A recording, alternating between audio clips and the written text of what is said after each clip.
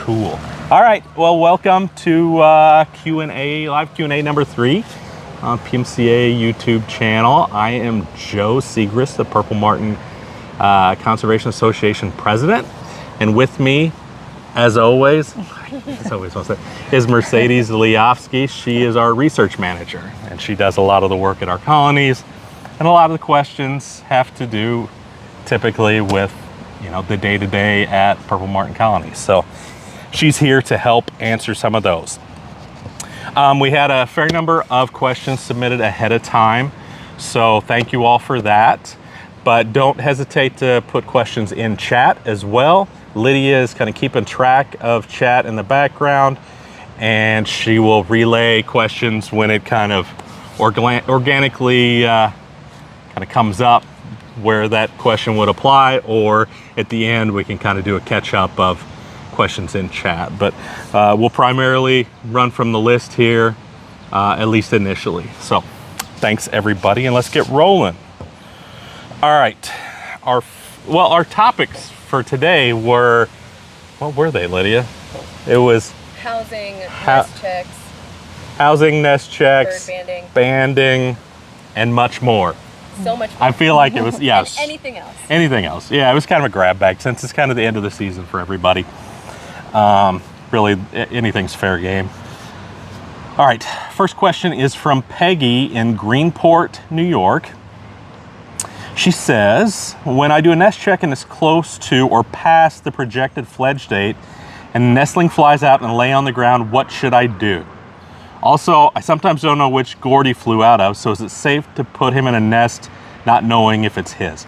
This is all you, Mercedes, to answer, because you deal with this on a day-to-day now that I'm stuck in the office more often. Right, so if you're doing nest checks and it's close to fledging time, it can happen where a fledgling might jump out before it's ready to fly. And we do recommend you put it back in the nest that it came out of.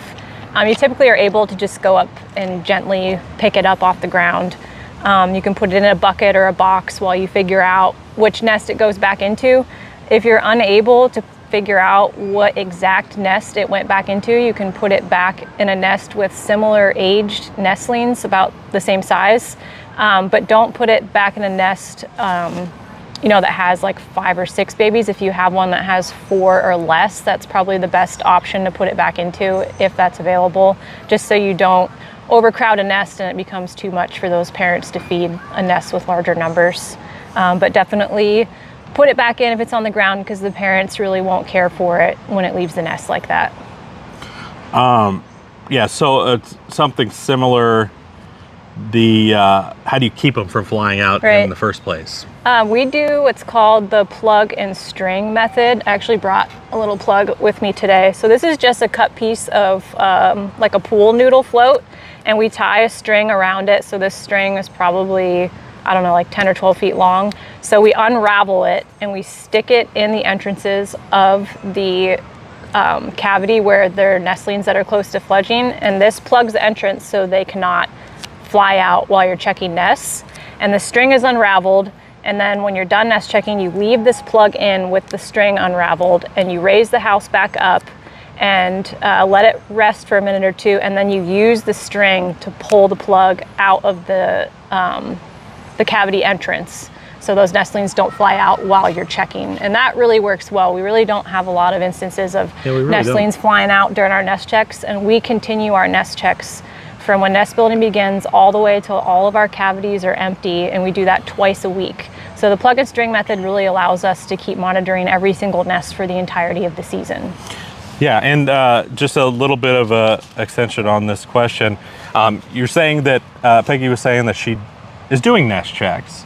So presumably from your nest records, you would have a good idea of which nests are close to fledging, how many were in it last time, and when you pull the house down, you can kind of see if there's one missing that your bird that flew out might belong to as well. And I think keeping records are really important for fledging time, for that reason, that you can put the fledgling back if one flies out and you find it on the ground. And sometimes they might even fly out on the ground when you're not doing a nest check. So it's important to monitor even the ground of your colony around the time of fledging, regardless of if you're doing nest checks or not. But those records also help you know before you go lower your housing, you can look at it and you know which cavities might be close to fledging that you can plug. Yeah, so we lower it like nice and easy, try not to bang things around. And then as soon as you can reach up to whichever cavity you need to plug, do it at that point. Don't wait till it's all the way down and then fumble around. Kind of be ready to do that. And sometimes it's best to have two people with that. Yeah. Somebody coming down with it, and then, you know, another person or both of you plugging holes as it goes, because you probably have a fair number of them at any one time that are close to fledge. There's a follow-up question here about how this applies to maybe like a T14 style house. Yeah. So the question is, how does this apply to a T14? Yeah. T14s are a little more challenging, right? Because you open up the side and it's got 4 or 3 compartments that all open with that door. So you still plug it, and then you know, you can take a piece of paper, a piece of cardboard, slide your hand in over that particular compartment. You know, the T14s are probably the riskiest for premature fledges in that regard. I don't know, you have any tips on it? We usually just crack the door open a little and maybe block the one that's plugged with our hand, and then quickly glance in whichever ones, you know, we need to check, and then just close it. So we just try to be as quick as possible and just take a quick look. Yeah. All right, next question from Greg in South Central Texas.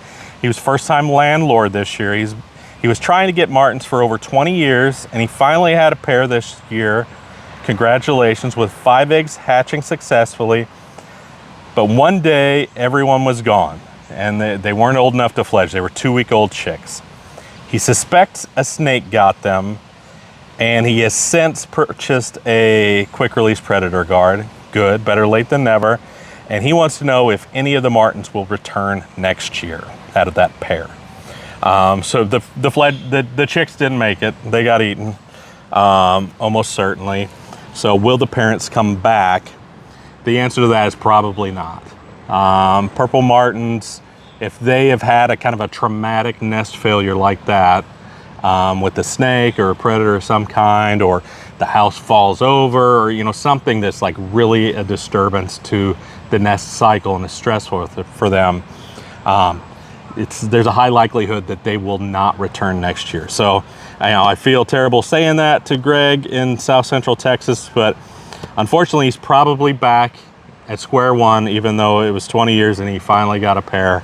You know, sometimes you learn the hard way on this. And the good news is, this year your place was attractive enough for Purple Martins to nest in. So presumably next year, if you have the right pair sniffing around for somewhere to live, it will be equally as attractive to them, and they won't necessarily have this memory of the traumatic events that took place there. So predator guards, absolutely not optional, required.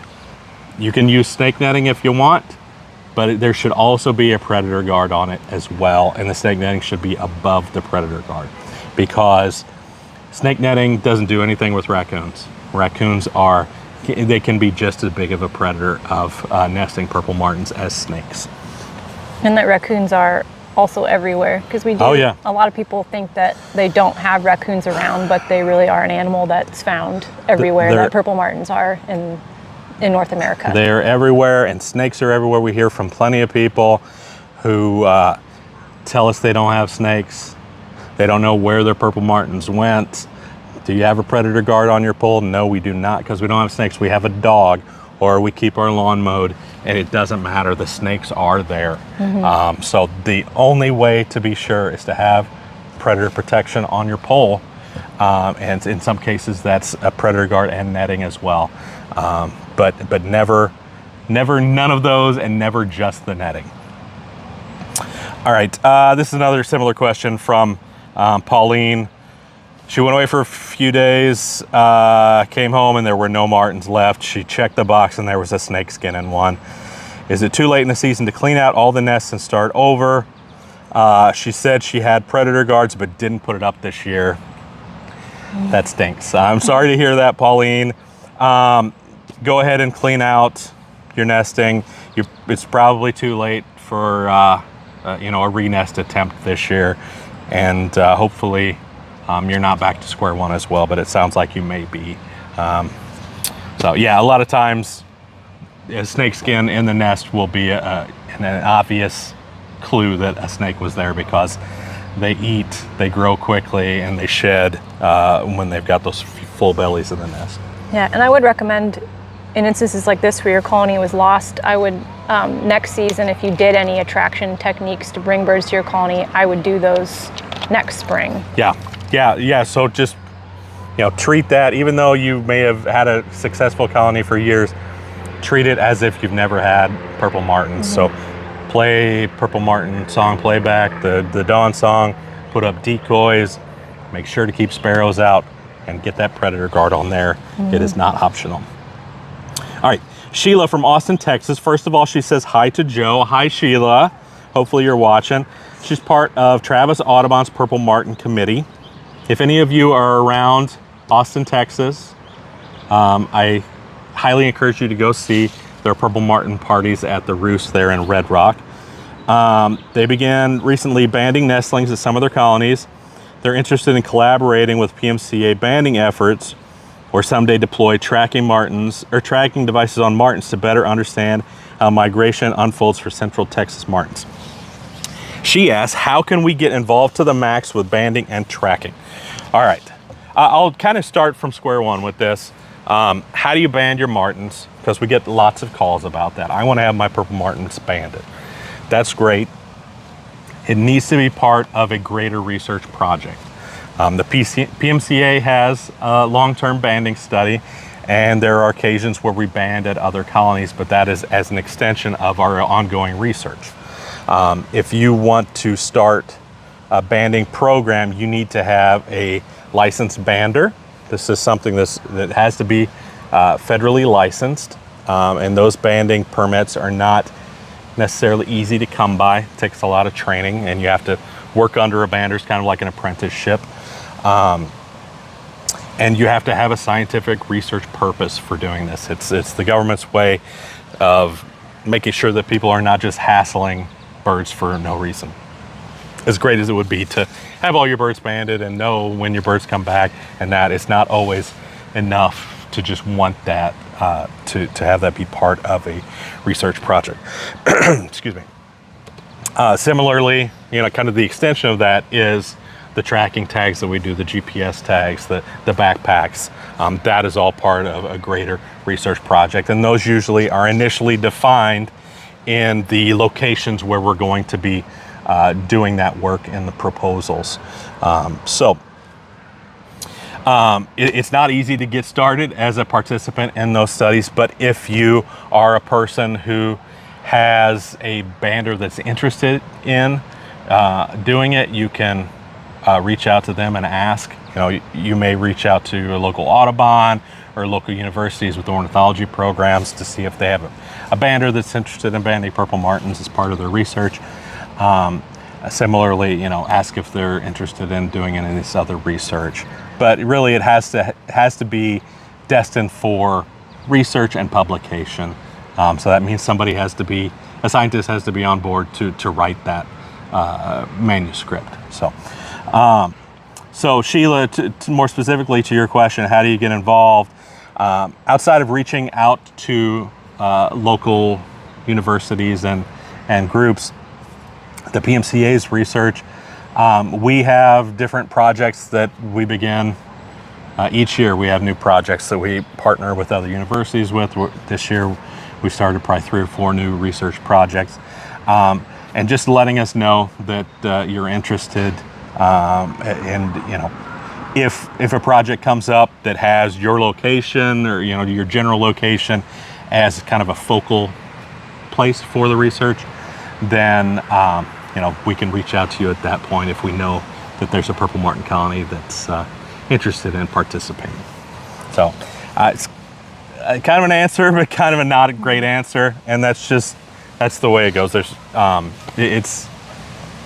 it's kind of the researchers have to find you rather than you find the researchers most of the time. Diane asks, If anyone experienced overheating or poor ventilation issues with T14 housing, what about drainage or airflow to dry things out? We have a couple of T14s at our colonies, Mercedes. Do you want to answer what we experience with heat and ventilation? Well, our T14s, they aren't really ventilated. We don't really see a lot of the extreme heat here that some of the southern states do, so it really might be a good idea to add some type of ventilation to T14s as you have it. I know on all of our other housing, like the gourds, we have little PVC elbow vents that you could put on your T14 house as well. As far as drainage or airflow, we use nest trays in all the housing, and they don't really seem like they get wet inside the T14s. If we ever do notice a nest is wet, we do a nest change, which just involves taking the nestlings out, putting them in a bucket, emptying all of the current nest contents out, and then putting a handful of fresh pine straw in the nest, and then putting the nestlings right back in there. But like I said, the T14s, where we are at least, they do stay pretty dry. Yeah, I've seen online people use the PVC elbows potentially on the side of a T14 drilled through the wall. I've also seen people use, I don't know where they're getting them. It's like a little round louvered piece of metal it's similar to like the vents that you have on the side of your house, but it's probably no bit more big around than an aluminum can. And I've seen people drill out, that size on the side of their T14s and put that louvered thing on there, so it ventilates, but it doesn't let rain come through. But unfortunately I don't know where people are getting those from. They might just be a standard like hardware store type item.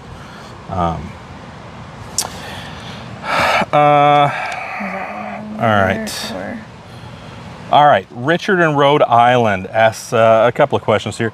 Doing nest checks, is an LED flashlight damaging to the eyes of the nestlings?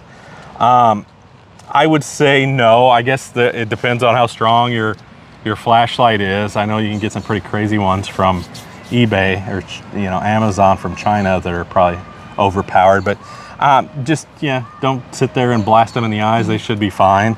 But yeah, sometimes it's useful to have a little extra light to see in the back of some of those compartments. Because of this is another part of his question, because employees of national parks are having trouble finding affordable housing, the government's building some housing for staff on the grounds of the parks. Has the PMCA thought of using this as an opportunity to establish Martin colonies at such housing where park staff might maintain and monitor such sites?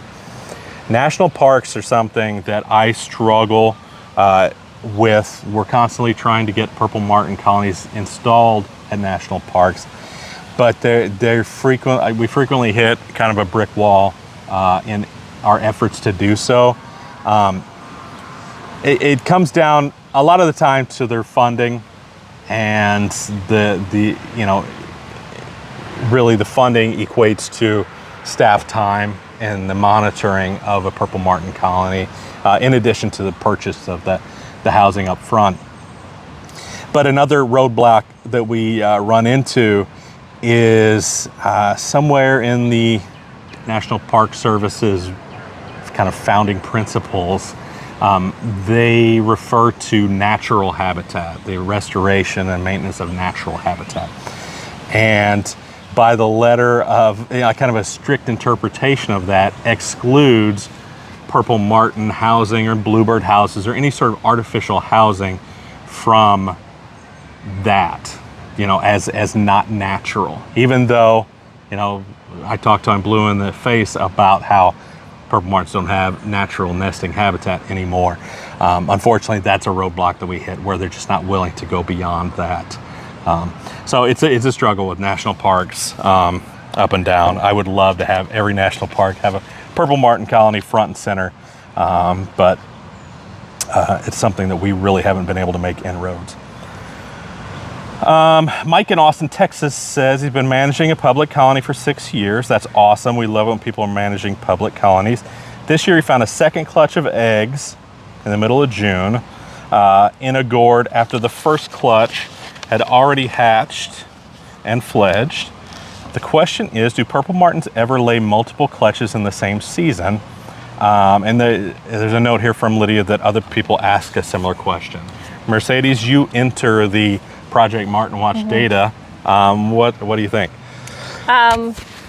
It typically happens in the southern states where the season is longer, but it's still pretty rare. They typically only really do one clutch, but we do see every once in a while a second clutch happen, you know, just like this timeline here. And it's usually like Florida, Louisiana, Texas, like those real southern states where the season starts really early and they have that long extended good weather that they're still there. So yeah, this is really something that's at the extreme southern parts of the range because the season is long enough to make that possible. And even then, it's the birds that have nested probably the earliest. yeah. You know, there's always, at any colony, there's birds that, you know, will attempt a clutch and maybe have it fail and then re-nest. That's not quite what we're talking about here. We're talking about, you know, a pair that has nestlings and they fledge, everything's all good, and then they do another one.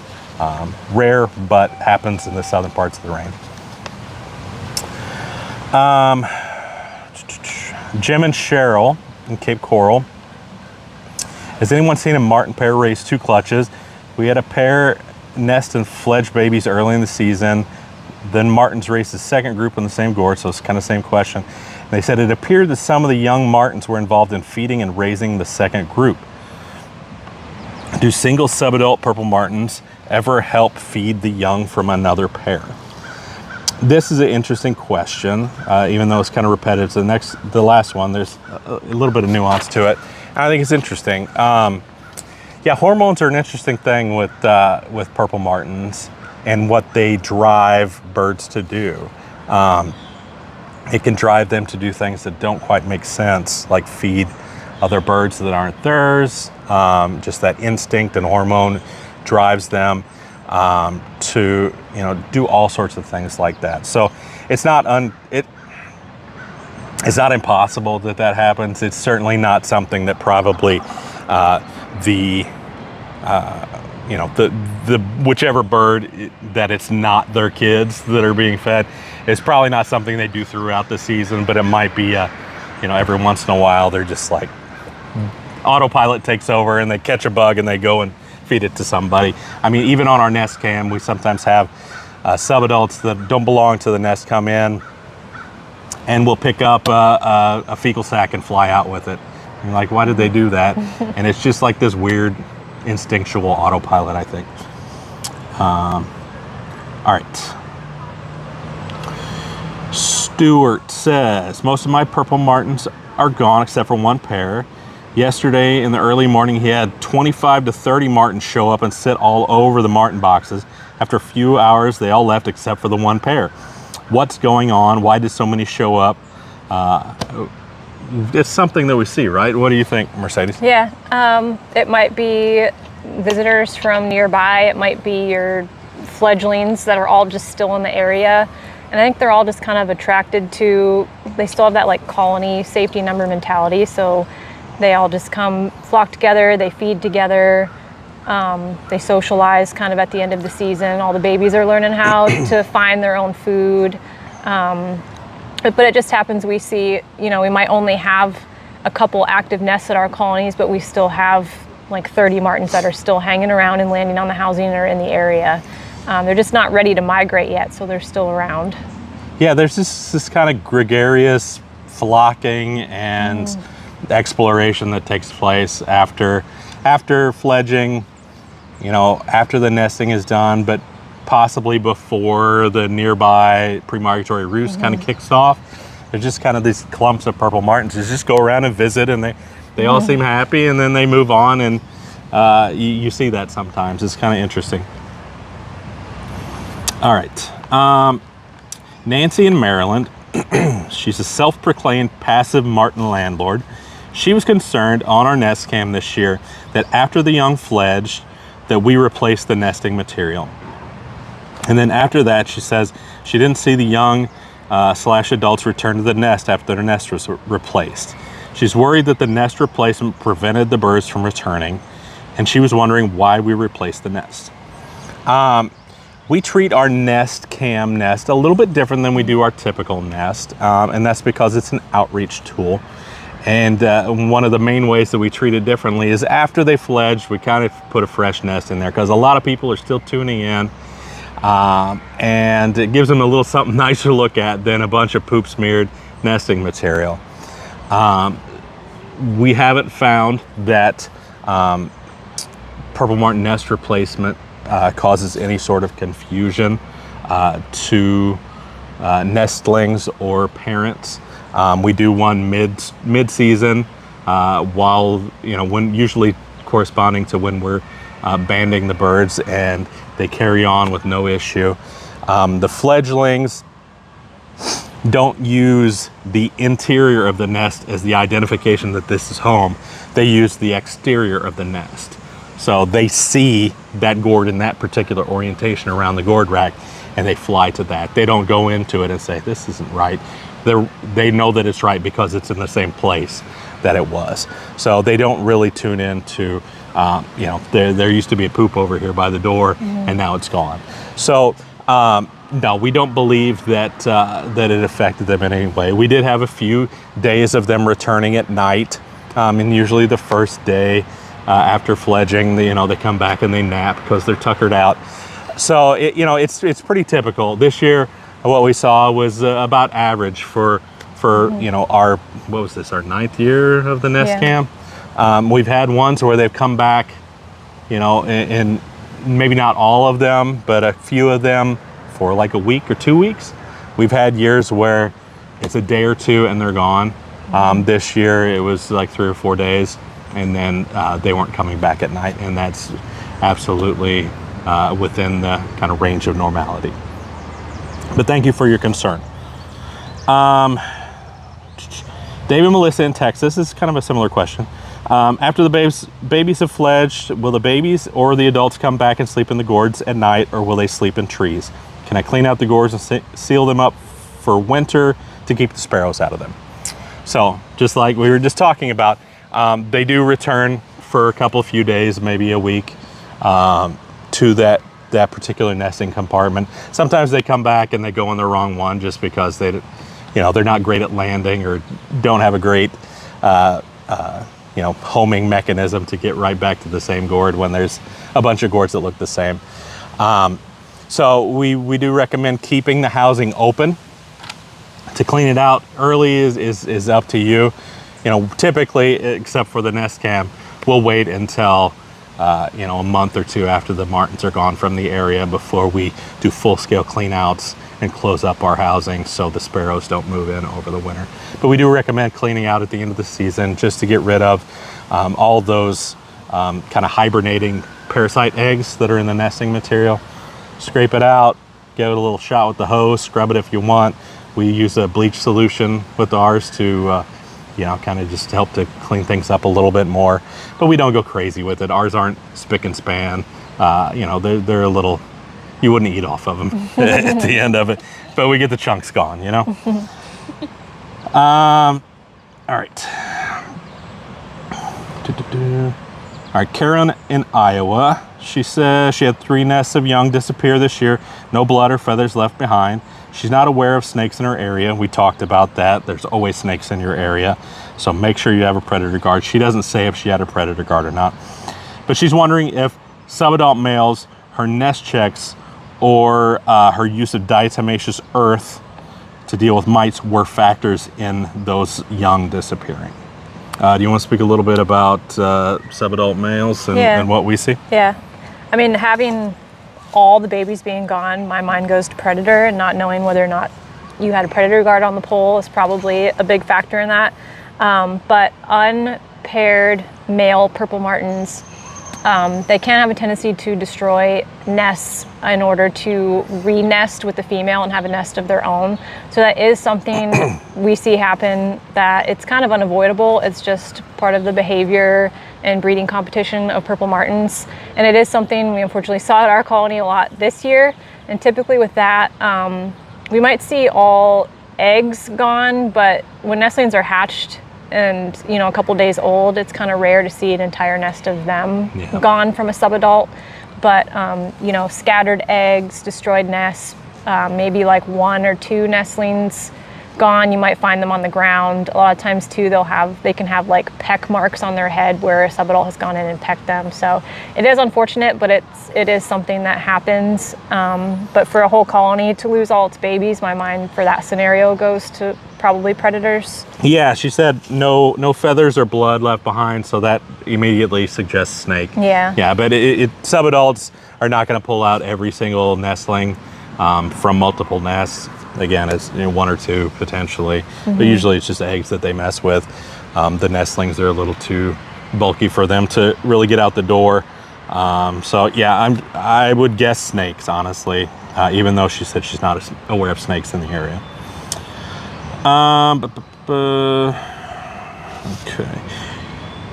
Nancy says, biggest issue that she has is what to do when she finds an almost ready to fledge nestling on the ground, I think is what she's suggesting. This year she tried putting it back in the correct compartment only to have it on the ground again.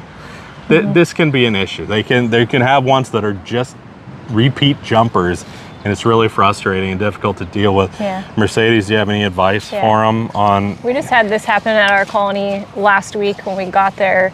There was too young to fly fledgling on the ground. We put it back. We figured out which nest it came from, put it back in, raised the house up, and then a few minutes later, it was back on the ground again. So we actually ended up doing a nest change because it seemed like it was overrun with mites, and maybe that could have been the reason why it jumped. So we did a nest change, and then we did the plug and string method that I talked about earlier. And we put it kind of further back in the cavity. We put the plug in, and then I let it sit up with the plug in the entrance for like 5 minutes once the house was raised, and then I pulled the plug, and then that seemed like it kept it in the nest. So I think giving it a clean nest, I don't know if mites were bothering it.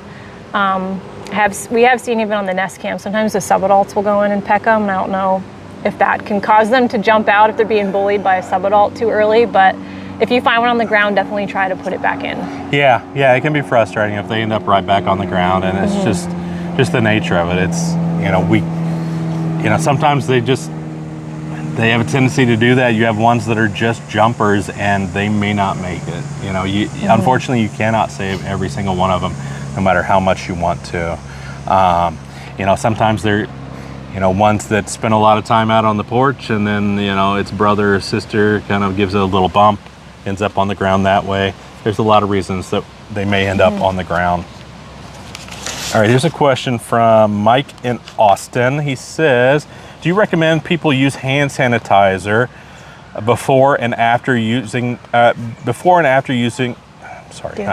doing nest checks or nest replacements? You can, certainly after. There's not a lot of disease that a human may transmit to a bird, but the nest environment itself is kind of germy. A lot of poop smeared around, a lot of bugs, a lot of just kind of decomposing nesting material that may have gotten wet, and just not clean. So we definitely recommend cleaning up afterwards for your own hands. But whether you do it before, I would say is up to you. It's probably a good practice to do. You can use rubber gloves. There are plenty of people that use rubber gloves. Certainly anybody that's has an impaired immune system should think twice before interacting with birds in general, or having bird feeders for that matter. But certainly doing anything hands-on like this where you might be inhaling or just encountering these kind of germs. So, what do you he also asked, what do you recommend for wasp nest removal and purple martin housing? It's something that we don't deal with a lot here, thankfully, but we have some friends down in Texas that, oh my gosh, they're constantly battling wasp. And the recommendation that we typically have is to do a very light smear of Vaseline or bar soap on whatever kind of edge or surface that they're attaching their wasp nest to. It makes it a little harder for them to land there and hold and attach, the part of their nest that attaches to it. But I would imagine that varies by the species of wasp and all sorts of things. It can be really a headache if you have wasps that just will not take no for an answer. Yeah. And it's just the nature of the beast. There's sometimes it's just something you have to deal with, and hopefully that's not the case for you there out there in the internet land. Okay. All right, Paula says, can you explain the importance of monitoring nests every 5 to 7 days, regardless of age, and how do you safely do this, blocking conformance? We talked about using the plug and string, but why do we recommend every 5 to 7 days, Mercedes? It just gives you a good idea of what's going on in your colony, and then you can intervene if there are any issues going on. We talked about, parasites, doing a nest change if that's necessary. Sometimes nestlings don't all make it, and one might die in the cavity, and you can remove that to kind of make it a cleaner environment for the rest to grow up in there. And it just gives you the chance to write down, your nesting contents through the season. So how many eggs there are, how many hatch, how many fledge. It helps you at the end if you have those fledglings that jump out and you need to put them back in. If you keep record of what you're checking on, you'll know which one it goes back into. And I think people really enjoy just knowing how their colony did at the end of the season too. It gives you a little bit more closeness to your birds to monitor it throughout the season. And then you typically, people who do nest monitor have a more successful season because, like I said, you are able to intervene and give the birds the best nesting success possible with that. Well, and the inclusion in our research, right? Right. You can participate in our project MartinWatch, citizen science project. So if you keep a record weekly throughout the whole season of your purple martin nest, you can send those in to us and we can enter them into our project that we do kind of a summary of the martin season by region and publish that in our magazine in the winter issue. I think we do that. I think so.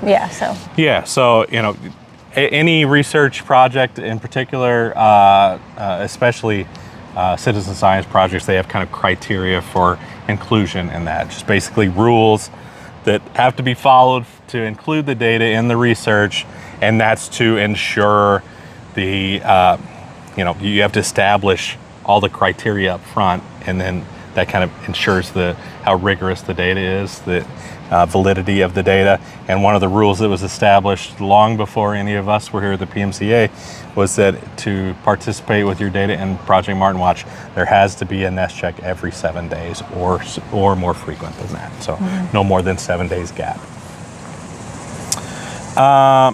There were multiple questions about mites, and we've mentioned nest checks all along the way, or nest replacements all along the way here, asking what the PMCA's recommendation is for mite control. So purple martin nests and purple martin feathers and bodies are an ecosystem. On them, even when they're in Brazil and living in the trees, they have mites, they have fleas, they have lice that just live on their bodies. So the presence of parasites is normal for them. In a purple martin nest, or any bird nest for that matter, the presence of parasites is normal there as well. It's just an ecosystem that is natural. That said, there are times, in particular, we're dealing with a artificial environment with a purple martin nest that we have. They're not in a woodpecker hole in a tree anymore. They're in something made of plastic, something made of metal, something made of, treated lumber. It's not a natural condition anymore. And it can sometimes lead to flare-ups of nest parasites that can have, effects on the young. So we mentioned potentially young jumping early because of mites, and just in general. So there's a lot of research that's going on right now for us to better understand the effects of those parasites and what is best to help control those. There are people that put, somebody mentioned diatomaceous earth here. There are people that put carbaryl or 7 dust, although it's not available anymore. I think it's been banned across the US, but there's still some old stock out there that people are getting their hands on. And there are people that choose to use that. The PMCA's recommendation is not. We don't know enough about the long-term effects of those chemicals or the inhalation of that diatomaceous earth. So our recommendation as an organization is to do nest replacements. And it's up to people at home what they choose to do. But what we do is about halfway through the season, we do a nest replacement. Take the nestlings out, clean out the nesting material, wipe it if we need to, and then put in fresh, dry pine needles is what we choose to use for nesting material. But any sort of nesting material that's dry will work, that drains well. And then, usually we're good here. In other climates and other places, there may be a need for a second nest replacement if things get out of control. Even here, if we have, certain weather conditions that lead to an individual nest having a flare-up of mites or something, we may do a second one there towards the end. Mercedes just mentioned sometimes that may be a solution, but just overall, that's our recommendation. So when people ask us what we recommend they do, that's it.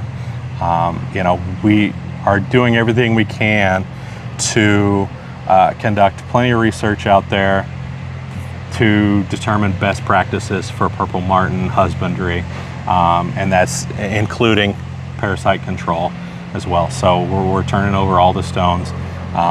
You can make your own informed decision what you choose to do.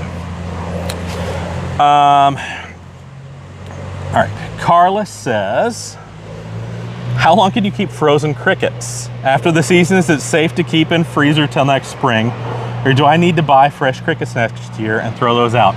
I don't know the answer to that.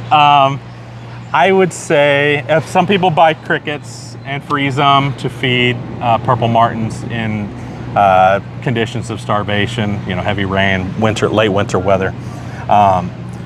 And they keep them in the freezer to help them last longer. I don't know what the shelf life of those is. It's I would say treat it like your leftovers. If you would keep leftover food in the freezer for all winter and eat it in the spring, go for it. If you think maybe that's probably not the best way to handle your food, then you probably want to get fresh. But yeah, I don't know any research on how long crickets keep in the freezer. Last question here, and then we'll do ones from chat. Helen in Indiana says, last week she had 15 martins at her house in the morning. There was a very windy storm that knocked out power in several trees. The martin housing was fine, but she hasn't seen the birds in several days. She wonders, was it just their time or was the storm the reason? That's a good question. I guess we don't quite have enough information there probably to answer that with any certainty. But in Indiana last week, they're probably about the same timing as us, so yeah. It may have just been fledge time. Yeah. They may have that may have helped them on their way, but I would say that it wasn't the storm and the wind. Certainly if the housing was intact, if they were going to stick around, they wouldn't let a little wind, even if it was a big windstorm, keep them from coming back. So I think that was it for them for the season. They're on their way to a roost and then on their way to Brazil. So, all right, Lydia, questions from chat. Yes, all right. I'm trying to go through these. Darlene asked, where are you using nanotags and tracking by Motus towers? Where are we using nanotags and tracking with Motus towers? Yeah, so there's a lot of different tracking technology out there. One of them, the newer ones, is something called the Motus network. And it's basically like a cell phone network for animals that are getting tracked. People are installing lots of different antenna stations, receiver stations, and then you put these tags on animals, including purple martins if you want. That it's basically a new version of an old-fashioned technique. Like the old tracking was just a tag that you would put on an animal that just beeped. It was a UHF, just like in the old-timey movies or spy movies or whatever. It was a beep, beep, beep, beep, and you got the antenna and you see where it's loudest. It's basically that, only within that beep now is a little digital code. So it kind of sounds like a little crackle if you actually listen to it on a receiver, but that's just ones and zeros, and basically that is a number that corresponds to that particular tag.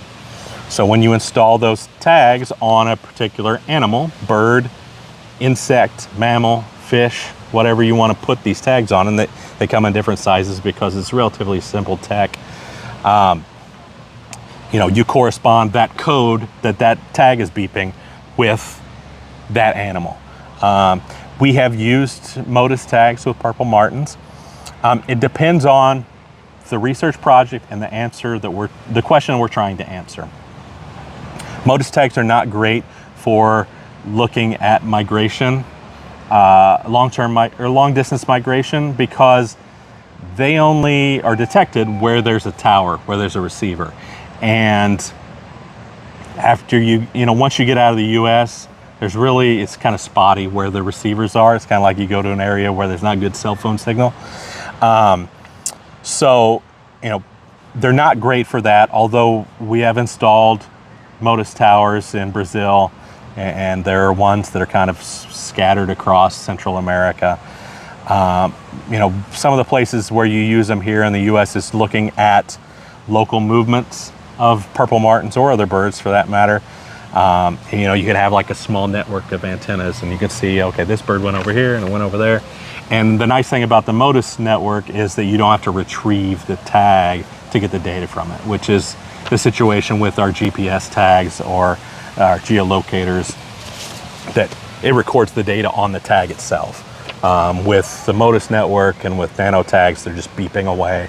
You don't have to get that tag back.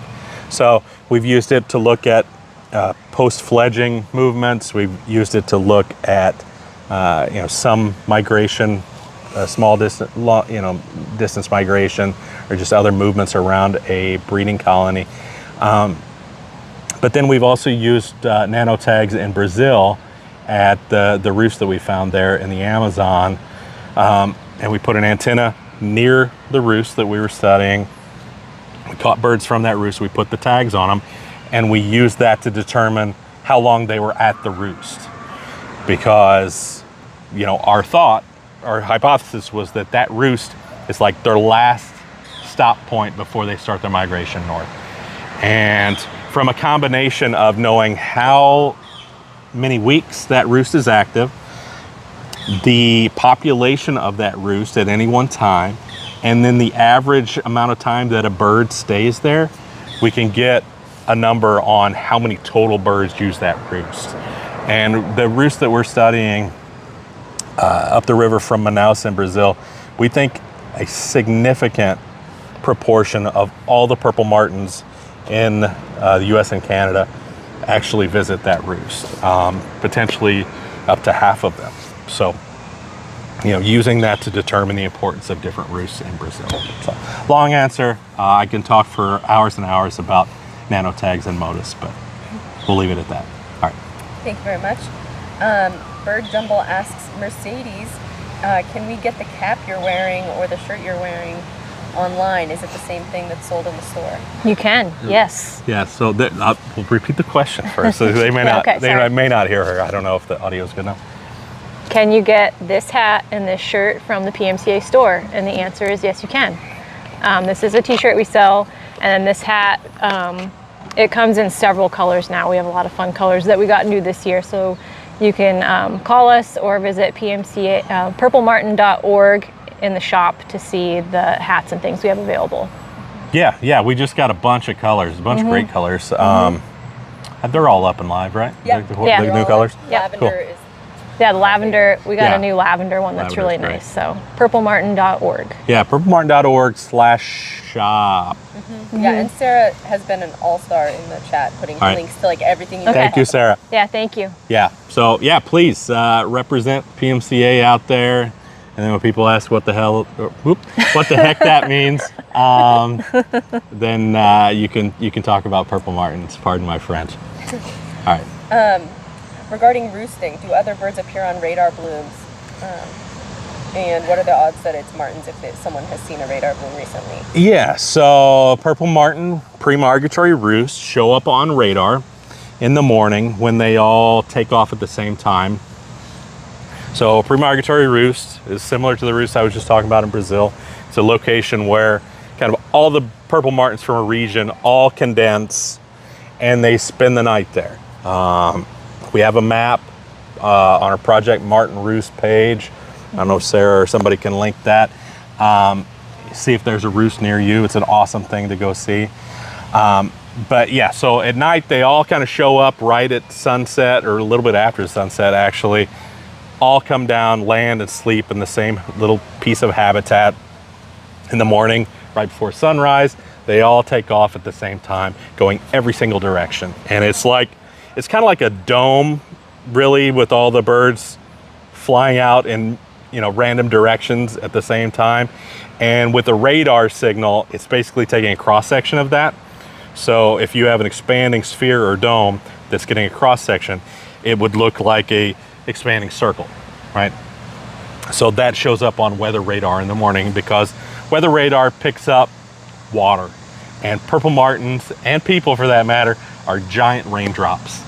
So purple martins in the air are just really, really big rain signals for weather radar. And the question is that always purple martins, or is it potentially other birds as well?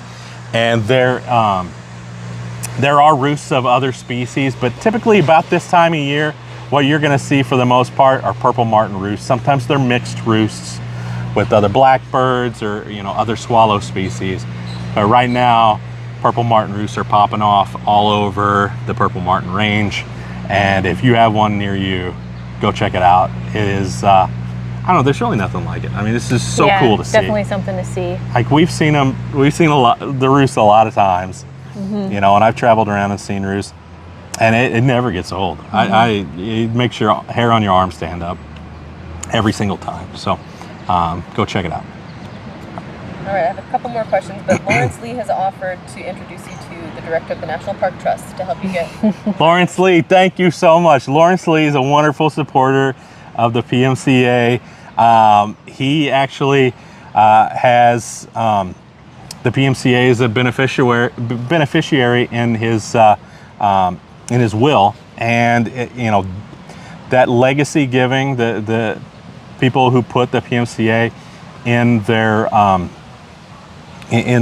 wills, that is, you know, the plan giving is so helpful to us, and it's a great way for you to really make a lasting impact beyond your time and really beyond any of our time here. You know, that's one of the best ways to ensure the PMCA's continued work.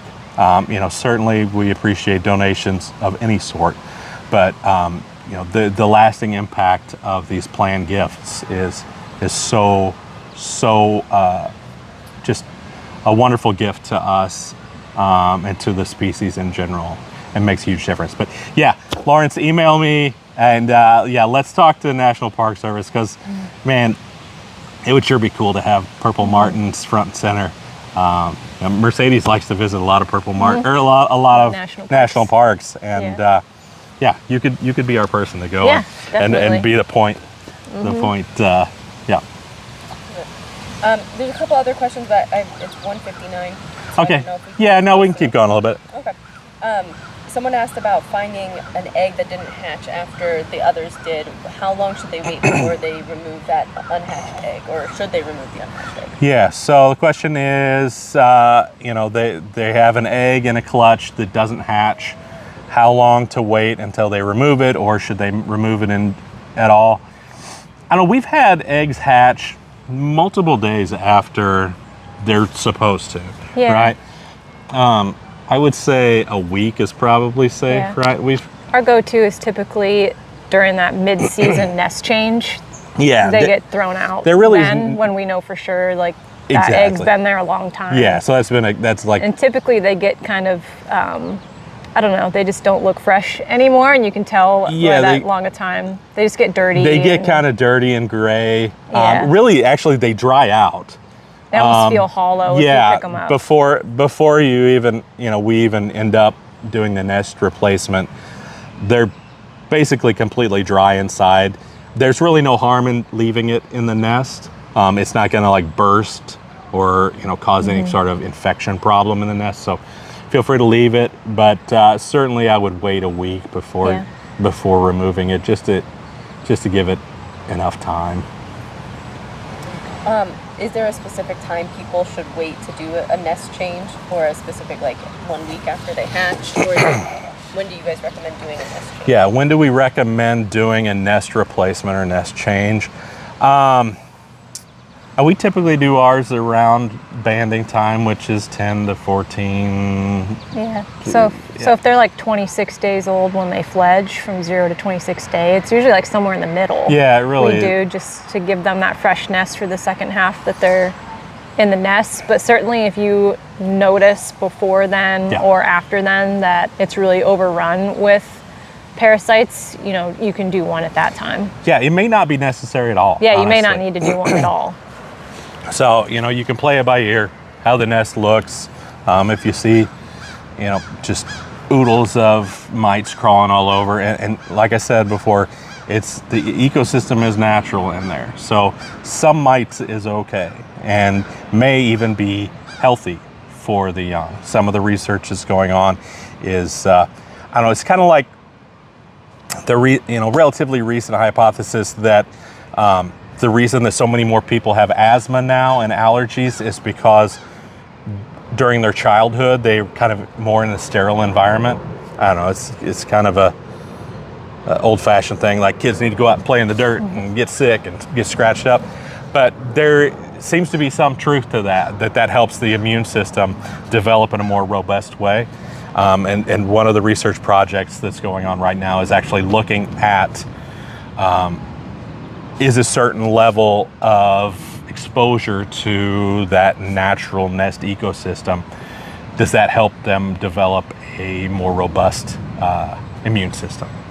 Jury's still out on that, but that's part of some of the research that's going on right now to see what the best practices are for getting the most purple martins out there and getting the most purple martins out there that are in the best health. The landlord asked, if I didn't check parts of my housing during a nest check due to pre-fledging age, will my data not be usable for Project MartinWatch? All right, question is, if they didn't check some parts of their housing, say like one side of a T14, say, because they were worried about early fledges, is their data unusable? Mercedes, do you want to take that? It probably depends on the time of when you quit checking those nests. The problem is to have our data be the most accurate as possible. We cannot assume that nestlings fledged successfully. So if the last time you saw those nestlings, they were only like 2 weeks old, there's a lot of time between them being 14 days old and them being at least 26 days to leave the nest successfully where they might not have survived. So we can't assume that they survived if you haven't seen them for a long period of time. So I would say if you're able to check like a couple days before fledging and then you check a few days after they fledged to show an empty nest, we can use your data, but we really need to see that once a week check to make sure it's usable. Yeah, so a couple other things. If, when we're looking at the data and entering it into our database, if there's one nest that doesn't have that every week, that doesn't mean we disqualify the whole sheet. Right. We'll if there are nests that still got that weekly check, and then those will be used. And then, so one of the things we didn't really talk about that Mercedes just alluded to is we need that final nest check showing nothing in the nest. Some people forget to do that, or for whatever reason don't get it done. We have to know that within a week from the previous nest check, but after fledging took place during there, we need a final check that says empty. It says 0, because it can't be like a month later, and we can't assume that the nest is empty. It has to be within that window, so we know that it's not predation or scavengers that came and got a dead bird out of there or whatever. So, all right, any more questions in chat? There's a couple more, but I know we're getting We're good. My voice is hanging in there. Okay. There's a question about like putting up bluebird houses or tree swallows. Like, can those live harmoniously with the martins in the gourds, or do they need to be put somewhere else? Yeah, no, we, purple martin colonies, there are native and non-native competitors that also want to nest in a gourd or a birdhouse. So native competitors include tree swallows, house wrens, eastern bluebirds. There are other ones that are a little less common. And then non-natives, English house sparrows, European starlings. While you may have had luck at one point having a nest of one of those alongside the purple martins in your gourd rack or in your house, the clock is ticking on that, just like with the predator guard thing. It's harmonious until it's not. And unfortunately, those birds can kill or run off a purple martin colony and put you back at square one. So we recommend never letting non-natives nest successfully anywhere on your property. So no English house sparrow nest, no European starling nest, and those are not protected legally since they're non-native invasive species. So you can trap them, you can euthanize them, certainly pull their nests out and don't allow them to reproduce. But the bluebirds, the wrens, the tree swallows, we recommend putting individual houses in the vicinity of your gourd rack or your purple martin house for them to use, and not letting them nest in your martin housing. If you have one that is trying to move into your martin housing, we recommend closing that martin housing and waiting for them to take up one of those other houses. Just because once a native bird begins to nest, you can't disturb it. So basically, if you let a bluebird or a tree swallow or a wren have a nest in your martin house, basically it belongs to them at that point if you let that nest get started. But they can live harmoniously if they have a nest in the vicinity, but not right next door. They're too territorial for that. What about fireworks? Are martins affected by fireworks? Fireworks. That's a good question. We get that question, somewhat frequently. Are martins affected by them? They certainly hear them. They certainly don't like them. It would have to be quite a firework display right where the purple martin house is, I think, to actually lead to the martins like abandoning or anything like that. I mean, usually, like we've discovered through our nest cam, there used to be fireworks across the road here at the theme park almost every night during the summer. And you could see that they were hearing it and they were just like kind of crouching down, but they never flew away because of it. So do they like it? No. I think it would have to be a heck of a fireworks display kind of right where the martin house is, and just like a sequence of events that are unlikely that would lead them to abandon. Another question I think we missed from our list from Steve, who is moving to a retirement facility, and I think he sent a message to Tara that he doesn't know what he's going to do with his martin gourds. Do you have any recommendations for what he could do? Okay. For his retirement? Yeah, I see it here, Steve. I'm sorry that I was kind of bouncing around a little bit on the list here. So if you submitted a question ahead of time and I didn't get to it, I apologize. But Steve said after 40 years, he's moving out of their country home and into a retirement community. The purple martins return for their 28th season at that property. But with the uncertainty associated with new tenants in their place, what should they do about their martin gourds? That is a really difficult question for us to answer. I guess it depends on, the agreement that you have with your tenants, the kind of feeling that you have about them, if they're going to take care of that martin colony or not. As difficult as it is to walk away from a thriving martin colony, if you don't think they're going to take care of it, and you don't have anybody that's willing to help take care of it after you've moved away, and sometimes removing it or closing it up might be the best option. Those birds will find another place to nest. They might not find somewhere to nest that first year, but as difficult as that answer is, sometimes that's the right one. You know, purple martin colonies who are not managed or mismanaged, those purple martins that still come back there are in for a hard life, living right next to sparrows that haven't been removed and that sort of things. So I don't know, you have any more advice for them?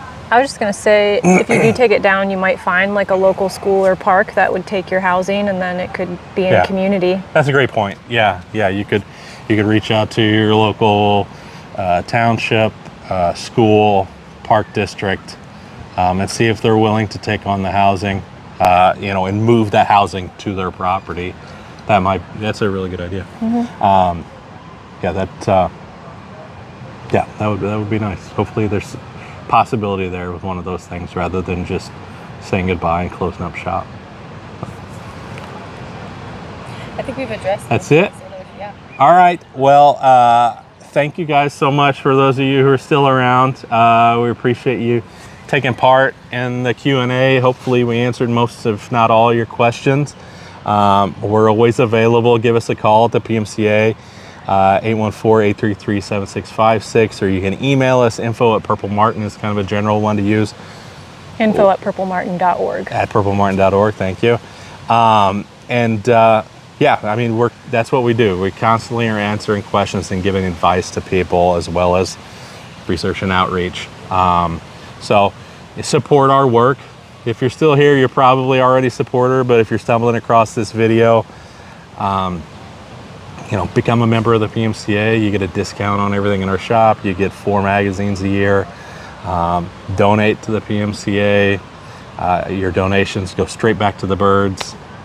Purchase housing and materials from the PMCA if you're in the market.